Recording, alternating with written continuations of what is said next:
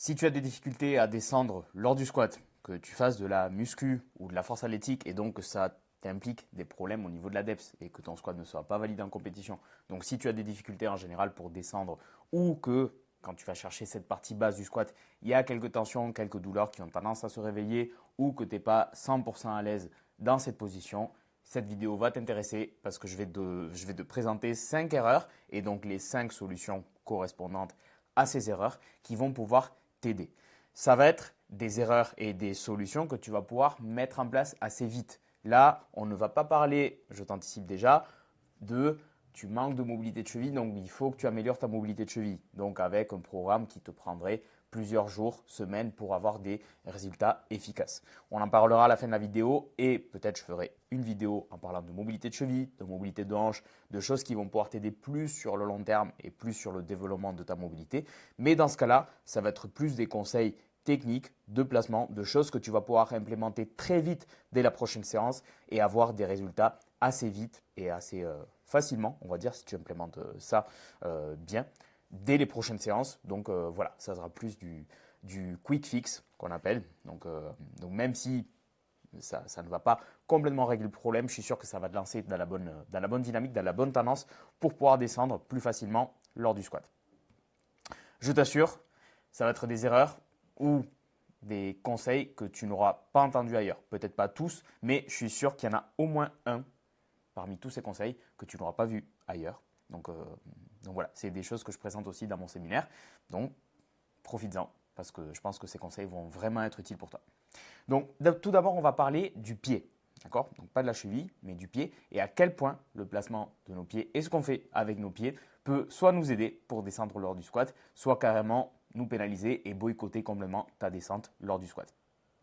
Au niveau du pied, il y a plusieurs choses qui vont pouvoir boycotter notre mobilité de cheville. Alors, je vous anticipe déjà, la mobilité de cheville n'est pas le premier facteur qui va déterminer l'amplitude, notamment l'ADEPS au niveau du squat. Ça va t'aider pour descendre, forcément, mais ça ne fait pas tout. C'est quand même important d'avoir une bonne mobilité de cheville, je considère. Donc, on va voir qu'est-ce qui se passe au niveau du pied qu'on peut être en train de faire qui est en train un peu de boycotter notre mobilité de cheville. D'accord? Donc, la première chose qui peut nous limiter, sans forcément parler de je suis raide au niveau de la cheville, c'est le fait de griffer les orteils. D'accord? De griffer les orteils au sol. Ça, c'est un conseil qui est pas mal donné. Le fait de vraiment vouloir griffer le sol avec les orteils et d'être un peu avec le pied là, crispé, avoir l'arche qui se trace beaucoup plus au niveau du pied ou beaucoup plus marqué. Et ça, c'est une erreur. Pourquoi? Parce que fait de façon excessive, ben, on va limiter notre mobilité de cheville. D'accord? Vous pouvez très bien faire le test. Vous vous mettez, comme ce monsieur-là, au sol, en fente. Vous griffez le sol avec vos orteils. Vous essayez d'avancer le genou devant votre cheville. Et par la suite, vous laissez votre pied se relâcher. Vous avancez le genou devant votre cheville. Vous allez voir la différence. Il va y avoir une différence notable. D'accord? Donc, mettez la vidéo en pause. Vous faites le test. Et vous voyez si oui ou non. S'il y a une grosse différence pour vous et que lors du squat, vous êtes en train de faire ça, c'est très probable que le fait d'avoir le pied un peu plus relâché puisse vous aider. La deuxième chose, c'est la pronosupination. Donc, qu'est-ce que c'est la pronosupination? Notre pied et notre cheville, à part le fait de bouger vers le haut et vers le bas, donc de faire flexion plantaire, flexion dorsale, il y a aussi des mouvements de pronosupination. Donc, c'est le fait que je puisse plus écraser ma voûte plantaire. Donc, en gros, il y a l'arche au niveau du pied qui va plus s'écraser et disons que je vais un peu plus appuyer vers l'intérieur de mon pied, gros orteil. Et la supination, c'est tout l'inverse. Donc, je vais avoir un peu plus d'arche et je vais plutôt avoir tendance à appuyer sur la partie externe de mon pied. D'accord? En général, la flexion dorsale vient accompagner, donc le fait d'avoir une bonne mobilité de cheville dans le sens qui nous intéresse au squat, vient accompagner de la pronation. D'accord? Donc pareil, le fait de trop vouloir amener les genoux vers l'extérieur ou de vouloir trop ouvrir les jambes, il faut faire attention qu'au niveau du pied, ça n'implique pas une supination excessive. Parce que sinon, pareil, nous sommes en train de boycotter notre mobilité de cheville. Tu peux faire la même chose, tu peux faire le test, donc en ayant le pied un peu plus relâché, en laissant large ton pied et tout ton pied prendre contact au sol, tu testes ta mobilité de cheville. Et après, tu essayes de prendre plutôt appui sur la partie externe de ton pied et tu testes ta mobilité de cheville. Je te laisse faire le test, mets en pause la vidéo, puis tu reviens. On voit pareil, s'il y a une grosse différence, et c'est quelque chose que tu es en train de faire lors du squat, ben, c'est probable qu'il y ait des choses à modifier de ce côté-là. Comment est-ce qu'on va mettre solution à ce problème et comment on va pouvoir le régler? Je ne pense pas que la solution soit non plus d'être complètement relâché et pas du tout tonique. D'accord? C'est-à-dire que moi, par exemple, ce qui m'aide, c'est de laisser tout mon pied prendre contact au sol. Donc, j'ai tendance plutôt à laisser mon arche au niveau du pied pas se tracer précisément, avoir le pied un peu plus plat, on va dire. Donc, je laisse prendre le maximum de surface au niveau du pied, mais que je laisse prendre le maximum de surface à mon pied et être plutôt relâché, être plutôt en pronation, ça ne veut pas dire que je vais être complètement relâché. D'accord? Je vais garder quand même un certain tonus, mais à partir d'une position où je suis plutôt en relâchement. D'accord? En gros, si je devais le comparer, ça serait un peu comme les bras au soulevé de terre. C'est-à-dire que forcément, si je force beaucoup et si je vais dans ce sens-là, au soulevé de terre, si je triche, je vais avoir envie de tirer la barre avec mes bras, donc de plier les coudes. Or, c'est quelque chose qui va me pénaliser parce que je vais partir d'une position moins favorable, je peux me faire mal au niveau des bras, au niveau du biceps, etc. Donc, je ne vais pas chercher à avoir les bras vraiment crispés. D'accord? Au contraire, je vais chercher à tendre les bras, voire même à les relâcher un peu, mais je ne peux pas les avoir trop relâchés parce que sinon mes doigts ne vont pas se fermer pour tenir la barre. Donc, c'est essayer de trouver un certain tonus et une certaine tension à partir d'une position de relâchement et qui va être favorable par rapport à mon placement. D'accord? Donc là, je dirais la même chose. Laissez votre pied prendre contact au sol. Ne griffez pas avec vos orteils. Aplatissez le pied. Mais à partir de là, il ne faut pas non plus que vous ayez le pied à moitié mou ou à moitié mort. D'accord? Donc, moi, je pense que c'est le meilleur compromis pour avoir et une bonne stabilité et un bon tonus au niveau du pied, mais sans non plus être trop pénalisé en termes de mobilité. Parce que si vous êtes trop crispé au niveau du pied et, comme je vous dis, vous êtes trop en pronation ou trop en griffant les orteils, ça va vous pénaliser en termes de mobilité de cheville. Et il y a d'autres choses qui vont se passer. Donc, on va en parler par la suite. Donc ça, déjà, c'est la première chose. La première erreur que font beaucoup de gens, c'est d'avoir les pieds griffés au sol ou d'avoir l'appui trop sur l'extérieur du pied. Et ça peut leur pénaliser au niveau de leur mobilité de cheville et potentiellement donc lors de leur descente. La deuxième chose, et ça c'est peut-être l'élément le plus important, c'est les paramètres de neutralité au niveau du dos. Donc là, ce n'est pas une question de santé au niveau du dos, d'avoir le dos plat, dos rond, dos cambré. Là, c'est comment ça va impacter notre descente et notre mobilité et le reste des articulations. Comment est-ce que le placement de notre dos va impacter le reste d'articulations dans notre corps. D'accord? Bien sûr, en fonction de la personne, il va y avoir plus ou moins d'impact. Quelqu'un qui a énormément de mobilité de cheville et énormément de mobilité de hanche, il sera beaucoup moins impacté par la neutralité du dos que quelqu'un qui est un peu plus limite. D'accord? Donc en gros, si vous êtes un peu limité au niveau de la mobilité de cheville et au niveau de la mobilité de hanche, ça va être super important parce que dès que vous allez la perdre ou dès que vous n'allez pas être bien placé, ça va vous pénaliser en termes d'amplitude et en termes de descente. D'accord? Donc la neutralité, là l'erreur que font beaucoup de gens, c'est le fameux conseil qu'il faut arrêter de donner, c'est de garder la poitrine haute au squat. D'accord? C'est de remonter la poitrine, surtout en excès. Pourquoi? Parce qu'en remontant la poitrine et en cambrant le bas du dos, on va avoir beaucoup moins d'espace au niveau de la hanche et beaucoup moins de marge au niveau de la hanche pour pouvoir descendre. D'accord? Quand on est en antéversion, c'est-à-dire avec le bassin creusé, et là je ne parle pas de c'est bon pour le dos, c'est mauvais pour le dos. Là, je parle purement de mobilité, rappelez-vous. L'autre chose, c'est un sujet d'une autre vidéo. Vous voyez que si je trace une ligne ici entre mon bassin et mon fémur est déjà en flexion. Donc, je suis en train de perdre de la marge de la flexion que j'ai de hanche. Je suis en train de perdre de la marge. Donc, je suis déjà en train d'anticiper le conflit d'un point de vue articulaire, c'est-à-dire mon arrêt d'un point de vue articulaire. Donc, en gros, j'aurai beaucoup moins de marge pour descendre. Vous pouvez faire le test là, debout. Vous essayez de monter le genou en arrondissant le bas du dos. Puis vous essayez de monter le genou en creusant le bas du dos. Vous allez sentir que vous allez être beaucoup plus limité et ça va vous arrêter beaucoup plus tôt. D'accord? Donc pareil, si vous voulez faire le test, vous pouvez le faire. Mais ça va être vachement important d'essayer de se rapprocher de cette position-là. Je pense que vous voyez la souris à l'écran. De se rapprocher vraiment de cette position-là. Où on va chercher non pas à monter la cage thoracique vers le haut, mais à rester certes verticale, mais plutôt, moi, ce que j'aime penser, c'est à abaisser les côtes. Donc, ce qui m'aide, c'est d'expirer et abaisser mes côtes et reculer un tout petit peu mes côtes. D'accord? Donc, en gros, comme si je voulais reculer cet étage-là, haut du dos, par rapport à mon abdomen. Parce qu'on a tendance plutôt, en ayant la barre sur le dos, à être amené vers l'arrière et donc avoir la poitrine beaucoup plus haute. Donc moi, ce que je visualise, c'est vraiment comme si je faisais un gobelet, voire un Zercher squat, comme si j'avais la barre sur mes coudes et je voulais m'enfermer un peu, chasser un peu la partie d'avant en abaissant les côtes et en reculant les côtes. Ça, c'est quelque chose qui m'aide énormément. Et au niveau du bassin, je pense à me tenir le plus grand possible, le plus agrandi possible, pour avoir bien, vous voyez que là, si on trace une ligne entre mes côtes et mon pelvis, j'ai un alignement qui est parfait et je suis le plus possible l'un au-dessus de l'autre. D'accord? Et vous serez beaucoup mieux. Et ça, c'est quelque chose qu'on va chercher à maintenir sur toute la phase de descente. D'accord?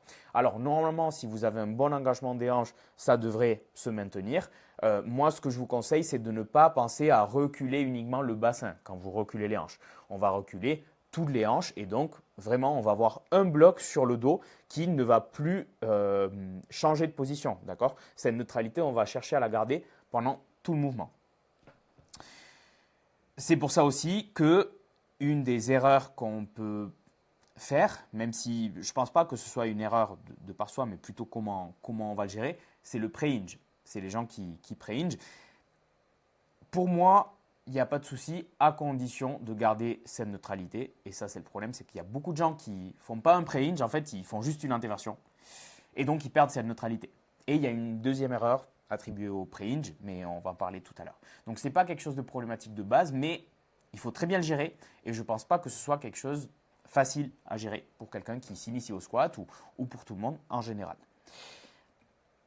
Donc la neutralité, vachement important. Vous voyez ici, après on a la vidéo l'excès où on arrondit un peu le bas du dos. En tout cas, dans tous les cas, vous voyez que le fait d'arrondir le bas du dos, là, en dehors du fait de est-ce que c'est bon, est-ce que c'est mauvais, ça m'aide à descendre. D'accord? De la même façon que la pronation et que le relâchement du pied, ce n'est pas une stratégie à utiliser annexée pour tricher. D'accord? C'est juste que d'un côté, c'est ce qui m'aide. Si je le fais annexer, ça m'aide à tricher, mais peut-être ça va pas répartir les contraintes de la façon la plus optimale. Mais de notre côté, si je vais contre ça, je suis en train de me boycotter au niveau de la mobilité. Donc en gros, je vais chercher à anti-tricher et tellement anti-tricher que ça va me pénaliser, je ne vais pas pouvoir descendre. Il faut trouver le juste milieu qui va vous correspondre. D'accord? Mais en général, les gens ont tendance à plutôt partir beaucoup trop en interversion et en extension plutôt que trop avec le dos rond parce qu'on a tendance plutôt à les amener dans ce sens-là, voire même qu'ils soient dans l'excès dans ce sens-là. C'est pour ça que je vous dis peut-être aller chercher un peu plus de neutralité, éviter cette position-là, pas parce qu'elle soit mauvaise encore une fois, ce n'est pas forcément déterminant. Moi, je conseille toujours de se rapprocher de la neutralité, surtout quand vous avancez dans votre pratique, mais surtout en termes de mobilité, si vous êtes limité, ça va vous boycotter, ça c'est en train de vous pénaliser. D'accord? Ça c'est factuel. Comme je vous ai dit, une très bonne façon, j'ai déjà fait une vidéo sur Insta au sujet d'apprendre la neutralité, c'est le gobelet squat. D'accord? Donc vous cherchez gobelet squat, il y en a sur ma chaîne et vous verrez la différence au niveau du placement aussi. D'ailleurs, c'est, je pense, c'est ça, le gobelet squat. Et vous voyez, là, je vous spoilais un peu sur l'image. Vous voyez ici, je suis beaucoup plus en extension thoracique, je suis beaucoup plus crispé en essayant de garder ma cage thoracique haute, mon bassin en arrière. J'ai la chance, en même temps je l'ai travaillé, d'avoir une relativement bonne mobilité de hanche, donc j'arrive quand même à descendre. Mais vous voyez que ici, j'arrondis pas particulièrement le dos, je suis juste neutre. J'ai beaucoup plus de neutralité, vous voyez ici au niveau de mon haut du dos et au niveau de mon bassin. Et là, j'ai même pas à forcer la descente, d'accord? Et vraiment, je visualise cette image de gobelet squat comme si j'avais le poids devant moi. Et ça, je le fais même quand je fais du back squat ou du low bar squat. C'est quelque chose qui m'aide beaucoup, moi, à maintenir la neutralité. S'il y a des coachs et qui voient ça et qui pensent que c'est une erreur, vous pouvez le laisser aussi. Je suis curieux d'avoir votre avis là-dessus. Mais moi, en tout cas, c'est quelque chose qui va m'aider. Et sinon, le Zercher squat, donc deuxième façon aussi d'apprendre la neutralité. Donc c'est avec la barre sur les coudes. Vous la portez sur les coudes.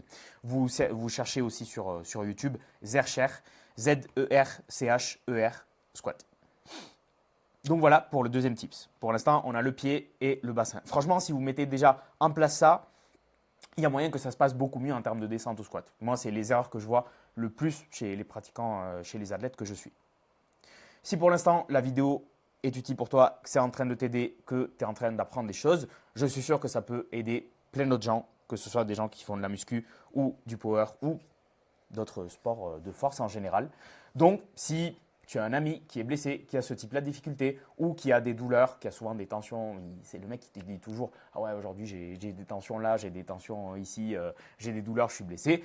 Ben, s'il ne connaît pas ma chaîne, il faut que tu lui en parles parce que je suis sûr que ça va énormément lui aider. D'accord? Donc, si cette vidéo est en train d'être utile pour toi, tu peux m'aider à faire grandir cette communauté. Moi, ça m'aide forcément à avoir plus de visibilité et à avoir potentiellement plus de gens en suivi. Mais au-delà de ça, c'est grâce vraiment à votre soutien et au fait que vous partagez mes vidéos à des amis ou à des gens qui sont dans votre salle et que peut-être les gens qui ont travaillé avec moi en réhab me conseillent à d'autres amis à eux. C'est grâce à ça que je peux grandir et mon activité et ma chaîne et qu'à chaque fois, surtout pour vous, je vais pouvoir vous apporter plus de contenu et de meilleure qualité. D'accord? Donc, plus on partage, plus je vous partage aussi. C'est gagnant-gagnant, tout le monde y gagne. C'est vraiment le but.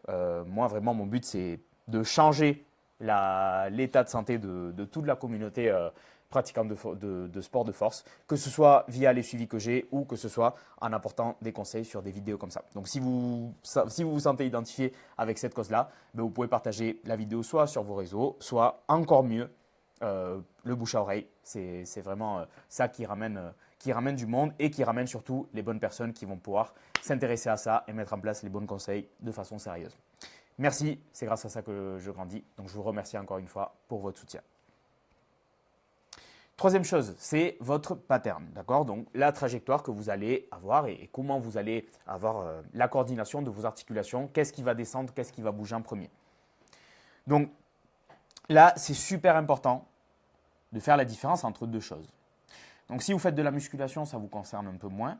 Si vous faites de la force, ça vous concerne énormément. Et c'est le fait que plus d'amplitude ne veut pas forcément dire plus de profondeur dans votre squat. La profondeur au squat, donc la depth, est déterminée par la descente du bassin. D'accord? La descente du bassin, au-delà de, il me semble que la règle, c'est la partie supérieure de la cuisse. Vous me dites si je me trompe. C'est soit la partie supérieure de la cuisse, soit le genou, mais je pense que c'est partie supérieure de la cuisse. Je ne suis pas arbitre, mais s'il y a des arbitres, ben, vous me le dites. Donc, c'est vraiment déterminé par ça. D'accord? Et parfois, on peut avoir des gens qui ont très bien la depth en limitant leur amplitude. Et au contraire, des gens qui ont une très bonne amplitude, mais qui n'auront pas la depth. D'accord? Pourquoi? Parce que ça, c'est conditionné par notre façon de descendre. Parce que pour avoir la depth, il faut descendre beaucoup plus au niveau des hanches qu'au niveau des genoux. Forcément, les genoux, on aura besoin d'avoir un certain degré de flexion. On ne peut pas descendre complètement les genoux tendus et faire un good morning. D'accord? D'ailleurs, c'est pour ça qu'il y a certains coachs qui vont plus dans le sens de vraiment optimiser au maximum ça, essayer d'engager le moins possible les genoux. C'est le sujet d'une autre vidéo et là, ce n'est pas le but. Mais dites-vous que plus vous descendez en genoux, plus vous allez devoir descendre aussi au niveau de la hanche pour avoir la depth. D'accord? Là, si vous restez complètement droit et que je vous donne le droit de décoller les talons et de descendre en squat en décollant les talons, vous n'allez pas avoir la depth alors que vous êtes complètement accroupi. Au contraire, si je vous laisse vous tenir devant ou vous pencher un peu en avant comme fait ici lui, ben vous voyez que l'angle au niveau du genou, c'est presque le même en soi. En gros, sur les deux, il est allé à 90 voire un peu plus, mais la hauteur de sange n'est pas du tout la même. D'accord? Donc ça, c'est aussi super important. Et si vous êtes en train d'initier votre squat en descendant uniquement avec vos genoux et que vous restez, c'est le genre de personne qui aura du mal à pas squatter pas droit. Parce qu'on peut très bien avoir une bonne depth en restant vertical. Mais précisément à postérioriser leur poids du corps et qui vont avoir tendance, vous avez l'impression qu'ils squattent vers l'avant, en descendant vers l'avant. Ben, eux, ils vont être pénalisés énormément en termes de depth, mais ils auront une bonne amplitude. Mais à un moment donné, ils vont devoir avoir une très bonne mobilité de cheville pour descendre. D'accord? Donc, si vous faites de la force, attention à ne pas descendre trop en avant et à descendre. Vous voyez, en plus, ici, il a perdu sa neutralité. Et à trop vouloir rester droit et à faire un squat, le dos complètement droit, crispé, il n'y a rien qui se passe vers l'arrière ou il n'y a rien qui se passe sur le point de vue, je me penche un peu en avant, ben, attention sur ça, d'accord? Parce que ça peut aussi vous pénaliser. En termes d'amplitude, il ne faut pas avoir peur d'engager les hanches. C'est une articulation en plus que si vous engagez bien, va énormément vous aider en termes d'application de force. Et il ne faut pas avoir peur d'engager les hanches, d'accord? Donc, préférez plutôt avoir un squat pas plus à dominante hanche, mais oui, si je devais favoriser une articulation, ça serait plus la hanche quand même. En tout cas, dans tous les cas, il faut que ça vous corresponde en termes de mouvement et que ce soit naturel pour vous. Mais n'ayez pas peur d'engager vos hanches en arrière, d'accord? Parce que c'est quelque chose qui va vous aider et en termes d'amplitude et en termes de force, d'accord? Plutôt que d'avoir un squat complètement droit où il n'y a que mes genoux qui avancent et les hanches bougent que très peu en arrière. Donc n'ayez pas peur par rapport à ça. Le goblet squat est aussi une super bonne façon de l'apprendre. En plus, ça, si vous le combinez avec ce qu'on a déjà mentionné tout à l'heure, vous allez bien apprendre à squat et à pouvoir descendre sans problème. Le quatrième point est en lien avec ça et c'est la gestion des appuis au niveau du pied. D'accord ? Vous voyez que ici, si on cherche à avoir un squat où on engage très peu les hanches en arrière, où on engage beaucoup les genoux en avant, ben notre appui du pied sera complètement sur l'avant. Ou l'inverse, si j'ai tendance à descendre complètement sur l'avant de mon pied, ben, ça va être très compliqué d'engager mes hanches en arrière. D'accord ? En gros, en fonction de chacun, c'est soit l'un, soit l'autre qui initie, mais les deux se produisent ensemble. D'accord ? C'est pour ça que c'est deux points différents, parce qu'il y a des gens chez qui ça va être la cause et l'autre la conséquence. C'est tout simplement ça. Alors que là, j'ai un appui au niveau du médio-pied et c'est ça qu'il faut que vous reteniez. En gros, votre appui, votre centre de force, là où vous sentez qu'il y a le plus de force et d'appui au niveau de votre pied, il faut que ce soit là, d'accord, sur la moitié du pied. Donc à peu près sur la zone des lacets, je dirais. Essayez de conserver le maximum d'appui là et vous allez sentir que votre trajectoire, si vous combinez avec les paramètres de neutralité, va être beaucoup plus naturelle. D'accord ? Parce que vous allez beaucoup mieux engager les hanches en arrière et c'est ça qui va vous permettre de descendre, d'avoir de la place au niveau de la hanche, de vos hanches pour descendre. Et en plus, vous aurez une meilleure production de force, une meilleure stabilité, un meilleur équilibre. Parce que vous voyez, lui, il commence déjà à décoller les talons. Pourtant, il n'a pas l'air d'avoir une mobilité de cheville dégueulasse. Mais c'est juste que c'est la gestion de ses appuis qui le pénalise. Et le cinquième et dernier point, c'est les chaussures d'haltéro. Et ça peut être une erreur. D'accord ? Pourquoi ? Parce que on a parlé tout à l'heure d'ailleurs pour le pre-hinge, c'est la même chose qui se passe ici pour le pre-hinge. C'est-à-dire qu'il y a beaucoup de gens qui vont pre-hinge, mais lors de la phase de descente, ben, le pre-hinge va faire qu'ils vont partir vers l'avant. D'accord ? Donc ils vont avoir l'appui de leur pied ici sur l'avant. Et donc ils vont être pénalisés en termes de descente et en termes de production de force. D'accord ?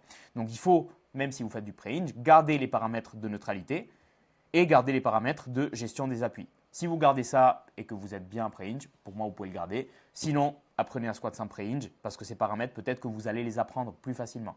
Et avec les chaussures d'haltéro, en fait, c'est la même chose qui se passe. C'est-à-dire qu'a priori, ce n'est pas quelque chose de problématique. C'est juste que chez la plupart des gens, comme on est avec des talons, avec les chaussures avec des talonnettes, avec la petite hauteur pour les chaussures d'haltéro, l'appui sur le pied, il va être poussé beaucoup plus vers l'avant, d'accord ? Donc il faut que même si vous êtes avec des chaussures d'haltéro, vous ne vous laissez pas trop emporter vers l'avant, parce que sinon vous allez avoir plus l'appui sur l'avant du pied, vous allez pareil descendre beaucoup plus en genou, et en plus comme vous allez avoir l'appui plus sur l'avant du pied, c'est probable aussi que vous ayez plus de griffes avec les orteils. Donc vous voyez que en fait les différents paramètres vont ensemble, d'accord ?